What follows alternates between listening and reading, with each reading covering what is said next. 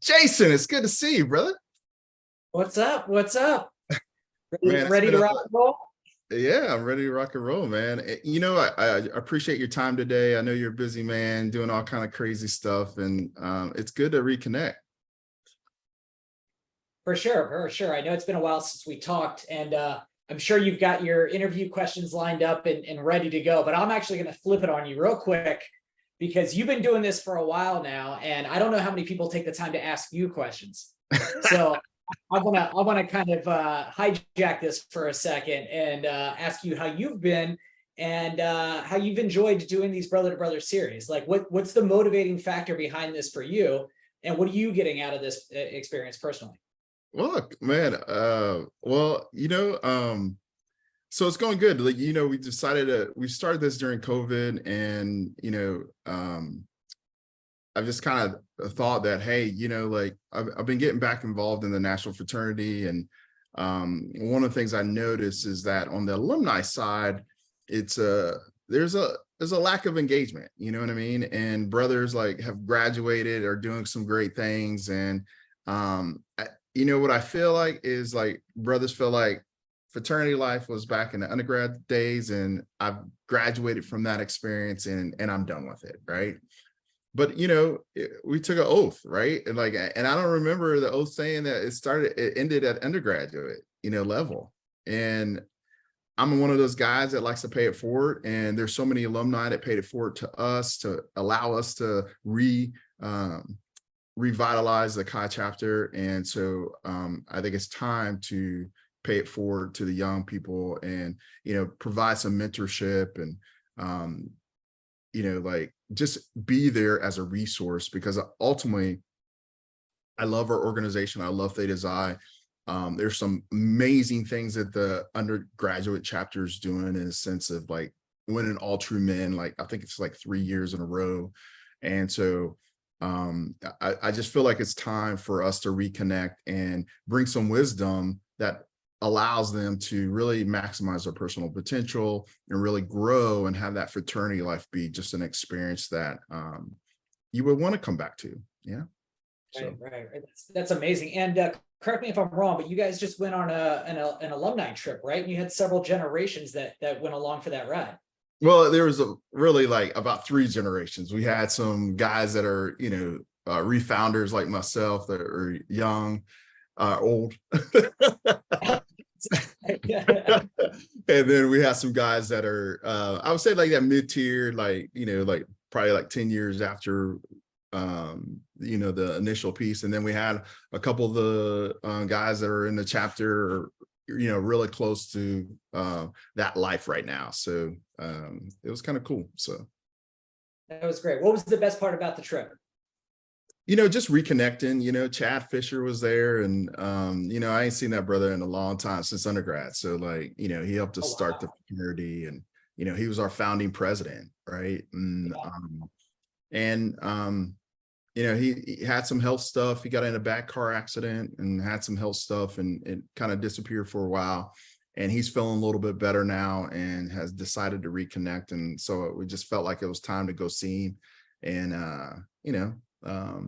just reconnect those lines. And if no one can get together, like Chad Fisher can get everybody together. So it was a good time, man. It was a good time just really bonding and seeing some brothers I ain't seen for a long time, and actually getting to know some other brothers that I didn't know or had any relationship with, and just getting some time to spend some time with them. So it was good. Yeah, for sure, for sure. Well, that's probably a good segue to this conversation then, right? Because you and I actually didn't know each other when I was in undergrad. I think you had already graduated and moved on. I was just kind of one generation removed from you. So you and I didn't really have the chance to know each other at that time, but we've run into each other a couple of times over the past couple of years, had a few side conversations here and there. And I've been following all the great work that you've been doing and a lot of that mentorship and leadership. So you, on behalf of the whole organization, alumni and current brothers, thank you for being an inspiration and a role model to the rest of us. Because, we need leaders at all levels to kind of motivate everybody. So that's it's really awesome what you're doing. And yeah, excited to be here today. And thank you for the invite. Oh man, I appreciate it. I appreciate you being this. And this is what's great is that you're probably the only one that's ever reached out to me and said, hey, Chris, I want to do this. I'm usually like clawing and trying to grab brothers to kind of do it. And I appreciate you. Excuse me. I appreciate you, volunteering and stepping up. And I know that like we stopped it for a while. And so like, like you were the first one to say, hey, like you were the first brother I was going to say, hey, when we restart, let's do it with Jason. So Jason, tell us a little bit about you, like, so some of the guys might not know you, and so tell us a little bit about you and your family and what's going on in your life right now.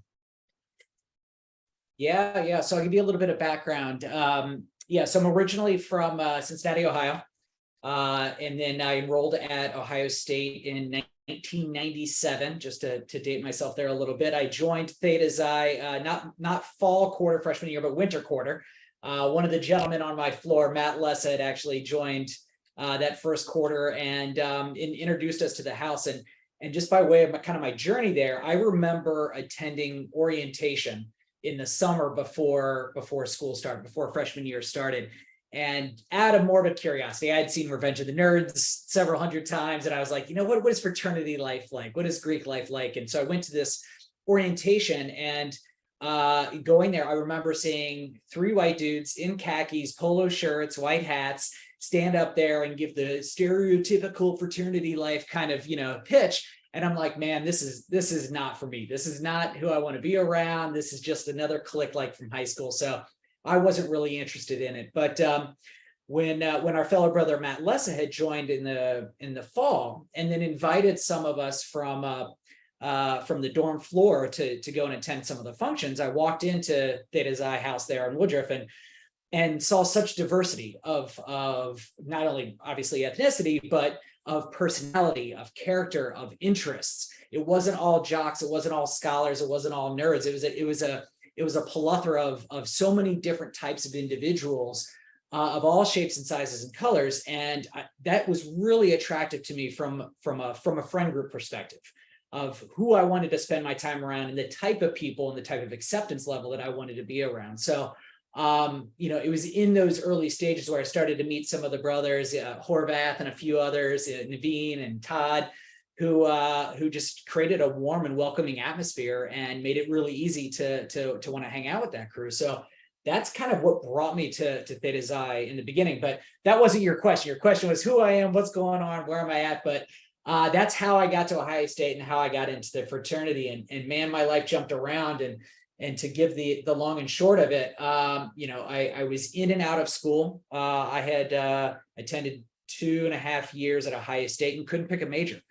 Ended up dropping out and going into the service industry and working in that realm for quite a long time. And it took me a while to find myself. And so I was kind of in and out of the fraternity at different stages. And we can kind of get into the specifics of that in just a little bit. But long story short, I ended up getting back into school and graduating, getting my degree in marketing, and found my way into my first 9-to-5 job a little bit later in life that I think a lot of people really expected to. I think I was 28 by the time I got my first daytime job, right? But then from there, my career really skyrocketed. I also reconnected with one of my best friends from high school, and we started dating long distance, and she moved to Columbus and we got married there and bought a home in Clintonville. And, we're starting to set up shop there. But in 2012, she got recruited back out here to the East Coast in New York City. And, I saw that as my opportunity to really kind of amplify my career trajectory. So we moved out here 2012, and it's been an amazing ride ever since. Living it up in the advertising and marketing industry out here and kind of growing there. She's also very career focused and oriented. And, we got married not knowing what type of family we wanted to craft for ourselves. But as we continued to develop our career and lived out here, and for our love of travel, we ultimately decided that we didn't want to have kids. So we made that intentional choice not to have children and to live an unconventional lifestyle compared to a lot of our friends and our family. That being said, we both love kids and have beautiful nieces and nephew, and all of our friend group have, everybody in our friend group has kids. And so we're Uncle Jason and Aunt Gina to all of them. And it's fantastic because we get to spend time with them and spoil them and be around so many fun and loving people. But then we get to go home and love on our dogs and focus on our jobs and do whatever the hell we want on the weekend. So Save a lot of money. yeah, it's a lot of money, right? Exactly. So, look, there's pros and cons to both, but I share that because, and I intentionally share that side of the story because I wanted to paint maybe a different picture than what a lot of young men might be seeing out there in terms of what their life choices are ahead of them, right? I think that, society kind of pigeonholes us into specific views of masculinity, and they pigeonhole us into certain views around, what it takes to build a career and what type of career path you should have for yourself, and what does the family and model look like, and should you adopt that? So I wanted to share kind of that spin on my perspective because it's, it is a little bit different, and there are different pathways to kind of go and live your life. But yeah, here we are on the East Coast. We've been out here now for, I guess, 11 years. I'm now working as the head of digital strategy consulting for a global marketing consultancy. I get to travel quite a bit for work. I get to touch amazing brands and meet with CMOs from all around the globe. And it's a pretty wild ride. Yeah. So, it's interesting. You kind of like went through all that because it's like really kind of cool in a sense of, having a different pathway. And so, really my question is like, what are you seeing? Like, cause like, this is like a throwout question because you brought it up and branding and all that kind of stuff. Right. One of the things that I think about, like, brands are like really important, right? Like, like you're seeing this probably in your business and stuff like that. And, like I always think about our brand, like as a fraternity, and do we have a brand? Like, and what is our brand? And what's been consistent throughout the years, like even when I talk to the undergrads, is the brand of diversity and how we're so different from the other fraternity. And I don't know if you've ever thought about this from like a branding standpoint, or what are some things that like in your mind that we could do that really would set us apart from other fraternities and really exploit that piece? Because like it's the consistency. Like it's literally from when I joined throughout the years. If you ask one of the brothers that's there right now, that's what they bring up: diversity. Yeah, well, I shared that was what was one of my motivating factors, right? Yeah. So we call that the point of differentiation. In a sea of sameness, how do you stand out? What makes you unique? And you lean into that as your core value proposition, right? There are a lot of gentlemen out there like you and I who were attracted to that aspect of the fraternity. And so you need to communicate that. You need to communicate it with consistency and lean into it. What are the other traits or attributes or benefits that come with a very diverse set of guys within this fraternity? How can you amplify those benefits in meaningful ways that resonate with your core audience, right? Which is up and coming freshmen who are looking to be a part of something bigger and better, right? So finding ways to reach them where they're at with this message of differentiation and make it clear what the value proposition is in becoming a part of an organization like this is how you do it. Now, we could probably brainstorm offline in another time and talk a little bit more about, the right channels and the right approach and messaging and things of that nature. But yeah, I think you already have the answer, which is the diversity is what sets us apart. And it's what attracts so many of us. Lean into it, really lean into it, embrace it, and wave that flag and promote it. And I think you'll find others that also appreciate that ideal and would be attracted to that sort of benefit. Yeah. And so you spent a lot of time doing the branding and all that kind of aspect of the business and marketing piece, but now you're also doing some nonprofit stuff. Like, why has that space been like important to you, and why did you really get involved in that?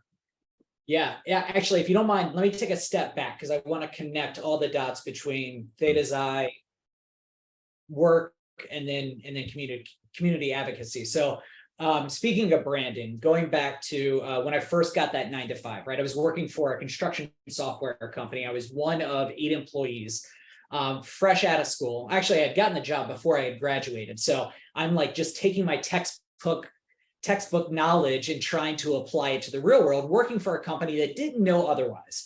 And so it was an amazing first foray into the real world. But it also had the disadvantage of I didn't have anybody else to learn from. Once the classes were over, I now no longer had a mentor or a role model within that had that deep kind of marketing knowledge that I could continue to learn from.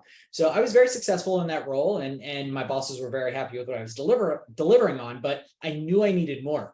And so then that's when I started to reach out and volunteer. And so I joined organizations like the American Marketing Association, and they had set up subcommittee meetings that were happening in the Dublin Entrepreneurial Center out there in Dublin. And so going and attending those sessions and participating in the networking events and volunteering to be on some of these subcommittees really started to open up and broaden my bigger network to other professionals within this realm, which was so critically important for me to continue to be able to learn and grow and improve myself. As I started to go along, I realized that this job was only going to get me so far, and that I ultimately needed to go to the agency side of the industry, right? Where I could be surrounded by professionals who were living and breathing marketing 24/7. In order to get there, I realized that I needed to prove my worth. And so when we talk about branding, it started with my studying of personal branding. And so it was understanding what makes a great resume, how to sell yourself, how to position yourself, how to network, how to applaud your accomplishments. And so I was reading books on that. I was following other leaders and mentors in the space, finding the right role models, connecting with other professionals who had perfected that craft. And I did all that with the ideal of trying to better position myself. And it worked ultimately, right? I did end up getting a role with a marketing agency there in Columbus, Ohio, and continuing to grow that network.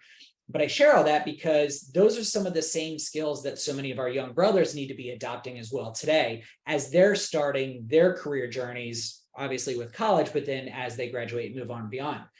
Additionally, after graduating and after getting married and settling down, but before we moved out here to the East Coast, so we're probably talking around the 2008, 2009 era, I had returned back to Theta Xi, no longer as a student or as an active member, but as an alumni member in a chapter advisor capacity. So myself and Nick Morosco were working with Dale at the time to help oversee that young generation of men. And a part of what I was attempting to do at that same time was just like yourself, pay it forward, right? I had gotten so much from so many other role models and leaders, both in the organization and as well as without, who had offered me their time, their expertise, and their knowledge. So it was during that time period where I was working with several of the young men and the young brothers in the house to help them with their resumes and help them with guidance on how to network and things of that nature. So I kind of connected all those dots. Well, then I moved to the East Coast, and here we are. Now we're living in New York, and we're working 60-hour weeks, and we're busting our butts. And this industry is truly crazy because you're logging on at 8 a.m. and you're lucky if you log out by 10 p.m. Sometimes you're working weekends, and tough to have a family at that point in time, tough to have friends because you're doing the New York City grind, right? They call it the rat race out here for a reason. And then the pandemic hit, and everything changed. No more 1 hour commutes each way, no more late nights at the office just because someone's grabbing a drink. Now you're at home, you're doing the job, you're doing it virtually. You can still do it well and you can still deliver, but the dynamic changed. And all of a sudden I realized, if nothing else, I had 2 more hours back in my day. The hour that I would travel to work and the hour that I would travel home. And this is also about the same time that, we're seeing the country continue to be very polarized and divided. And then the summer of George Floyd's murder occurred. And everyone felt that resonate through their communities and through their relationships and inside and outside of work. And there was a real kind of outcry and need for help and for us all to come together in different ways. And so that was kind of the awakening moment for me to say, I need to do more than just donate $100 here or make a donation there or do this. I need to start donating my time. I need to start donating my energy. I need to start donating my skill set to something that is bigger and above just myself. That being said, years earlier with the Sandy Hook shootings, that was probably one of the most heartbreaking moments that we've had in our American history. And so I've always been a strong anti-gun violence advocate. And so I knew I needed to find a way to harness all of that energy that I had been experiencing previously, as well as current events at the time of George Floyd's murder. And so, I realized that I could not change the national conversation, but I could change the conversation and the impact in my backyard. And so I turned to a couple of friends that I knew had connections within the community and said, here's what I'm interested in. I want to reduce gun violence. I want to create more equality and opportunity within this community. And I want to raise up my neighbors and those that haven't had the same privileged life that I've had. Who do I talk to? And so I just started getting introduced and kind of reviving those networking skills to try to get out there and find new people to connect with and talk to. And I ended up meeting up with a gentleman by the name of Dwayne Baskerville, who has an amazing life story, has really hit some lows and spent time in jail and really kind of bottom of the barrel type experiences, but then rose himself up, heard God's word, and realized that he needed to go out there and save those kids. And so he started an organization called Go Get My Kids. And his premise was real simple. He went to some of the gang members that were in his housing complex after a shooting one night and said, do you guys really want to be shooting each other, or do you want to be shooting some hoops? And so he started organizing these neighborhood basketball games. And it was as simple as that. Let's just get out here 1 day a week, 2 days a week. I'll bring uniforms. I'll hire some refs. I got a scoreboard. I'll provide all the basketballs. Just come give me a couple hours of your time. And so the boys would come out and they would play, they would shoot hoops, and you start to get some of the older guys, right? The guys in the young 20s. And then you got some of the dudes in their 30s and 40s who are coming to watch. Then the ladies are coming by and they're bringing the little girls. And then all of a sudden now we're doing barbecues, we're doing pizza parties. And so it was really a way not only to provide recognition and engagement with underprivileged youth in our neighborhoods, but also to bring the community together around activity, around recreation. And then when you're feeding folks, when you're bringing food to the table, no one can be mad at that point in time, right? Like, well, unless it's family and Thanksgiving, but that's a different story, right? But when you're bringing the community together around food, magical things happen. And so he started this organization 12 years ago, and I joined it in the summer of 2020. Alongside with them to help encourage this and bring it along and to engage more of our city's youth. And he still runs that organization today and that's still up and running. Since then, I have transitioned over to another organization whom with now I sit on the board of. It's called Kismet of Kings. And Kismet of Kings is an after-school program and mentorship program for underserved youth within Jersey City. We bring them into the program center, and then they learn all sorts of, what's the best way to put it? Incremental knowledge on top of their school books, right? So in addition, math and science and history that they're learning in school, here they're learning financial literacy. Here they're learning what it means to be a man and act proper in society. Here's how you dress for interviews. Here's how you can be a leader. Here's how you be a good role model within your own family and your own communities. And they do it through language that they understand, right? You do a lot of teaching through hip hop lessons. We take them out on a lot of field trips. We try to engage them and expose them to different industries to help inspire and give them something to aspire towards. We enroll them in other side programs and activities. So it's been that program, the Kismet of Kings, has been around for about 10 years now. We just actually had our 10-year celebration. I came on board with them probably about 1.5 years ago and have been helping them with their branding. We've redesigned relaunched the logo. We built a new website. We're refining our communication strategy, reaching out to new corporate donors, helping out with securing more grants and funding, and then also doing the grassroots organization. So I don't even remember what your original question was, Chris, but that's what I've been up to, man. I'm a strong believer in giving back and paying it forward. And I think it starts with making those changes in your own backyard, man. So that's what I've been trying to do for the past couple of years. No, there's a couple of things that I really like. It's kind of amazing, and we were talking about how we don't, you came in you went to Ohio State the year I graduated, right? And we haven't really talked about a whole lot, right? Our conversations has probably more frequent in the last year than it was probably back then, and the key things that I always think about organization values and how they come in and play. And so the things that like resonated with me in your, talking about your life journey since college and during college is, one, you're attracted to diversity. That's me, right? You decided to kind of grow yourself and network. That's me. You decided that, hey, I can't change the world, but I can change the environment that I'm around me and my neighborhood around me and the people that's me, And so I always like think about these things of how like even through years of maybe not knowing, these are some similar values that attract one another into organizations and kind of keep them in there and have that synergy. And so it's just kind of cool. It's super cool to have this conversation with you about some of that stuff and learn a little bit more about you. So like, it's really awesome. And we got to spend some time, like we said, like really, because there might be some synergy in between organizations that we're kind of involved in to kind of get involved. So yeah, I know you got your program as well, which we've kind of put on the back burner, but we definitely need to talk a little bit more about that and see where we can find some opportunities to make those connections for sure. For sure. So I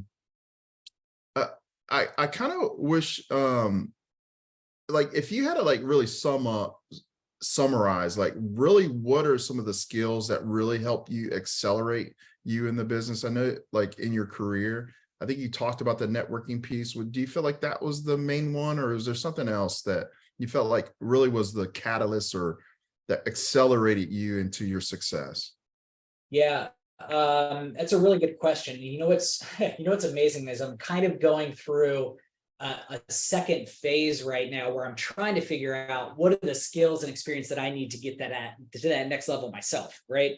So I share that because I think that the reality is we're all on a constant journey. There is no, hey, you start here and then you end up here and then you're good and you kind of coast your way through the rest of it, right? That's not how it is.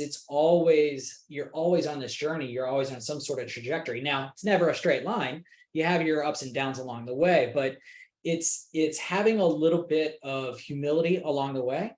It's being curious. That's probably one of the biggest things that has helped me in my career, is that kind of desire and that appetite to learn. And I found a career, it took me a while, but I found a career that I'm truly interested in, right? So the world of digital marketing is a very exciting one because at the core of it is people and experiences. And how brands can connect with those people is through the experiences that they craft for them, not only just the communications or the advertising, but the online experiences of improving their knowledge sharing or the commerce function or just the general engagement or social media, building communities, encouraging communities. There's so much human psychology that goes into that on top of the technology layer, which is constantly evolving and new innovation and emerging tech is constantly coming forth, that it keeps things really exciting. And, it can seem like a young person's game, but that's only if you're an old person that stops being curious and gets stuck in your ways, right? So you have to embrace a little bit of humility and you have to always be hungry and curious. So that would be tip or advice number one. And then putting yourself out there. And that's where maybe the humility comes into play. Don't be afraid to network. Don't be afraid to have conversations. Now, look, I'm a very extroverted guy. I get that. And sometimes that's a natural trait, not necessarily a learned skill. So I do have that privilege, right? But I think even introverts should find ways to continue to grow their networks, find like-minded individuals who they can share like-minded conversations with that will help enhance them and broaden their skill sets and their knowledge base and introduce them to new people and opportunities, right? So I definitely think that there's that level of it as well. And then the other thing, and I joke around a lot with this with some of my colleagues, we're all making this shit up, man. Like when you're young and you're watching all these big senior professionals try to figure this shit out, and you're like, man, I'm never going to be as smart as these guys are. They must have worked so hard to get to the top. So much of this is luck and just putting your best foot out there and trying your best and whatnot. Half of these folks don't know what the fuck's going on, and they're just trying to figure it out as well, right? And maybe that's just what I've come to find being a consultant, but I'm hired by some of the biggest smartest brands out there, and they're still asking some of the craziest fucking questions. So look, that's no knock against my clients. It's merely to say that no one should be intimidated to the point of holding themselves back and not or being too afraid to put themselves out there and to stretch themselves in new ways, because we all are in a way faking it until we make it. And when you do it enough, then you start to actually understand what the hell you're doing along the way. Yeah, that's it's funny, like all the stuff that you're kind of telling me, things that I pick up, because I do these things for young adults and stuff like that, but the things that I picked up from our conversation that are very universal is that you talked about one, modeling, right? You talked about that at the very beginning of like, hey, I wanted to model some things. One, the other piece that you talked about just recently was about how your environment and the people that you're surrounding yourself with, being involved in those people and being around people that kind of help you kind of grow in the way that you want to kind of grow, and growth, right? Like you really spent some time talking about growing and that being a never-ending journey of success. And so I think to all our brothers that are on the call or going to watch this or view this is that it doesn't stop with college. You're going to always have to grow and challenge yourself to really bring out some skill sets and really challenge yourself, and don't be afraid to fail. That was the other one that I think you said too. So, not being afraid to fail, and just, I don't know, you say fake it till you make it, but I don't know if that's the same or not. Well, and building off the modeling thing, right, and the constantly learning, the other thing that I used to tell people is never be the smartest person in the room. Mm-hmm. Once you figure out you're the smartest person in the room, find a different room. Yeah. Go stretch yourself. Go find others that you can be around who are really going to teach you something and improve your life, right? And there's a lot to be said about the company that we keep, right? And wow, this translates to who we choose as our fraternity brothers and the oath that we take, right, to be a part of that, as well as, who you surround yourself, when it comes to your personal life and then in your career as well. It really does shape who you become as an individual. And so I think the other piece of advice that I would give is, to the best of your ability, try to act with some intentionality in all things that you do in life, right? And I talked to my wife about this quite a bit. It's living a life with purpose. Now, look, I personally am agnostic. I do not knock religious individuals or those who embrace faith as a way to help drive purpose within their life. But as someone who is agnostic, I was looking for that purpose, not meaning necessarily, but a way to make my life more intentional and to get out of it what I wanted to get out of it. And I do that by trying to give back, by trying to pay it forward and to help rise up those around me, right? And in order to get there, you have to behave with some level of intentionality. And I say that too, because look, I fully kind of admitted, but kind of glossed over it. I dropped out of college at one point in time. I dropped out of Ohio State after 2.5 years because I couldn't figure it out, man. I was a good student up until I wasn't. I just kind of got bored with it. I even took I switched to an undecided major, and then I took a class on how to pick a major, and I dropped that class. Like, how freaking pathetic do you have to be to drop the class that teaches you how to pick a major, right? And then I dropped out of school, and I got, I partied way too much, and I went to the clubs too often and dabbled in other recreational shit that I shouldn't have. And I wasn't living my life with intentionality. I was trading what I wanted for myself for tomorrow for what was easy today. Mm-hmm. And it took me a few years to climb out of that slump and to realize that I had the potential and I had the opportunity. I just needed to embrace it. And so it was once I started to get back into school and putting the effort back into it and having these small wins and these small successes that built up and ultimately started to create this pathway of success and upward trajectory, that I was then able to be more motivated and embraced more of that and continued on. And just like with the career, right? Even as an individual, I didn't really start to get truly involved in my community in a big way until just a couple of years ago, until after I was 40, right? So there's always opportunity to continue to grow and to improve yourself and discover new things about who you are and how you can, make the world a better place than the way you found it. Awesome, man. Well, Jason, man, I truly appreciate your time. I know you're a busy man, and I appreciate your heart and your passion. And obviously it came through today, and it's good to know that brothers are doing some great things, and I know they are out there in the world and in their community. So great to catch. I was just going to throw this out there. If any of the young bucks have watched this video all the way to this point, I just want to say that my door is always open.